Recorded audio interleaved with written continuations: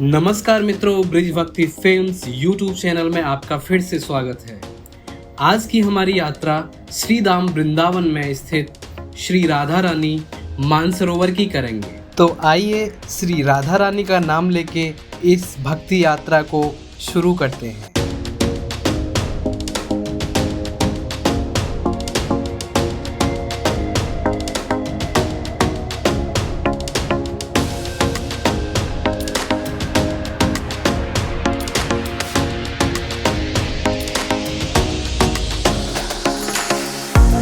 मानसरोवर वृंदावन के सामने यमुना नदी के तट पर स्थित है और शांत जंगलों से घिरा हुआ है। मानसरोवर यानी कि मान नाम प्रेमी के क्रोध को दर्शाता है, जबकि सरोवर का अर्थ झील होता है।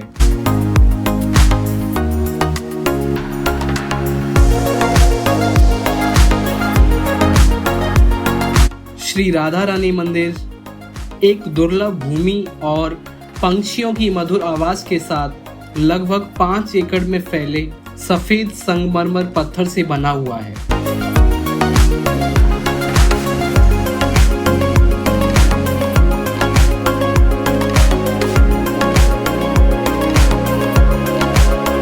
मानसरोवर झील और मंदिर वृंदावन में श्री कृष्ण और राधा रानी से जुड़ा एक पवित्र स्थान है।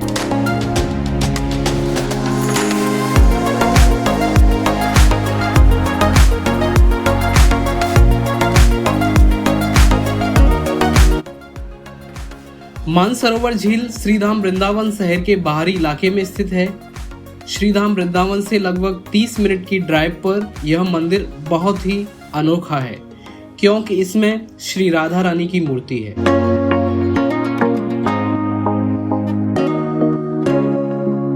राधा रानी मंदिर व मानसरोवर झील की कहानी रासलीला घटना से जुड़ी हुई है। लोकप्रिय धारणा यह है कि द्वापर में श्री कृष्ण भगवान जी से रूठकर श्री राधा रानी यहीं इसी मंदिर के प्रांगण में चली आई थी। भगवान श्री कृष्ण से रूठकर यहीं चली आई थी और उनके आंसुओं से मानसरोवर झील का निर्माण हुआ है।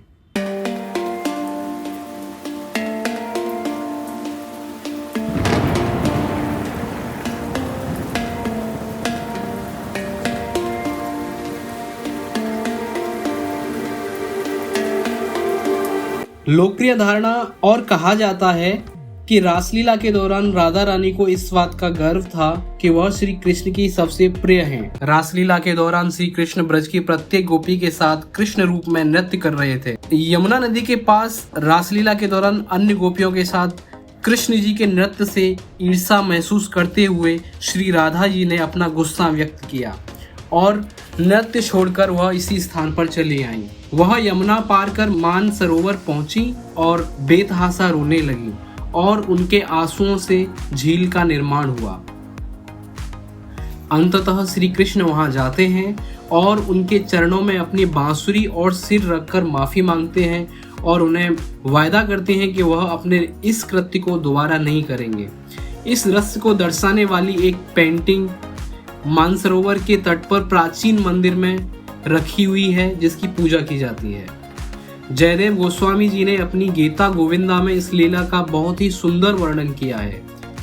स्मर गरल खंडनम मम शिरस मंडनम देहि पद पल्लवम उदारम, अर्थात श्री कृष्ण जी श्री राधा रानी से कहते हैं कि हे राधा, आपके चरण कमलों में मेरी सभी मनोकामनाएं पूर्ण करने की शक्ति है, कृपया इन्हें मेरे मस्तक पर रख दीजिए। कामदेव की लपटें मुझे अत्यंत पीड़ा पहुंचा रही हैं।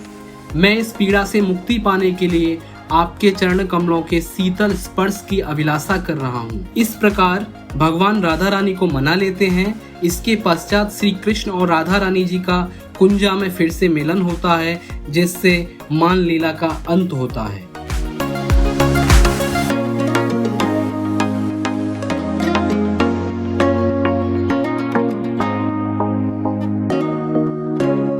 मान्यताओं व पुराणों के अनुसार इससे जुड़ी एक और कथा काफी प्रचलित है और काफी दिलचस्प भी है। एक बार श्रद्धेय ऋषि श्री आसुरी मुनि को नारद पर्वत पर अपनी तपस्या के दौरान राधा और कृष्ण के दर्शन हुए। हालांकि दृष्टि अचानक से गायब हो गई, जिससे उन्हें उस दिव्य जोड़े को खोजने की अभिलाषा जागृत हुई और इसी कारण से उन्होंने बैकुंठ, गोलोक और दूध सागर की खोज हुई।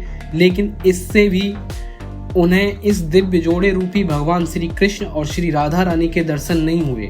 तत्पश्चात वह कैलाश पर्वत पर भगवान शिव जी के पास पहुंचे। भगवान शिव जी के द्वारा उन्हें बताया जाता है कि श्री कृष्ण वृंदावन में अपनी रासलीला की तैयारी कर रहे हैं और उन्होंने इस महारास को देखने के लिए आसुरी मुनि को अपने साथ आमंत्रित किया और वृंदावन की तरफ निकल पड़ते हैं। किंतु वहां रास मंडली में प्रवेश से उन्हें वंचित कर दिया जाता है, क्योंकि रास मंडली में केवल कृष्ण को पुरुष भागीदार बनाने की अनुमति थी और इसमें शामिल होने के लिए गोपी का रूप धारण करना था। उन्होंने शर्तें स्वीकार कर ली और उन्हें मानसरोवर झील में डुबकी लगाने के निर्देश दिए गए। डुबकी लगाने के बाद आसुरी मुनि और भगवान शिव ने उपयुक्त सुंदर गोपी रूप धारण किया और भगवान शिव के उस स्त्री रूप को श्री गोपेश्वर महादेव के नाम से जाना जाता है, जो ब्रज मंडल की रक्षा करते हैं। मानसरोवर, जिसे राधा रानी मानसरोवर के नाम से भी जाना जाता है, एक शांत स्थान पर स्थित है जो पूरी तरह से जंगलों से घिरा हुआ है।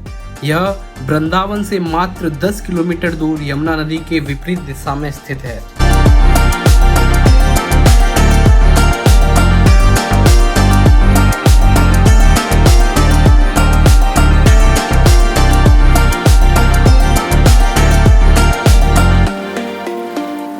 आज की हमारी इस यात्रा में बस इतना ही। फिर मिलते हैं आपको एक नई वीडियो में, एक नई यात्रा में, एक नई भक्ति यात्रा पर।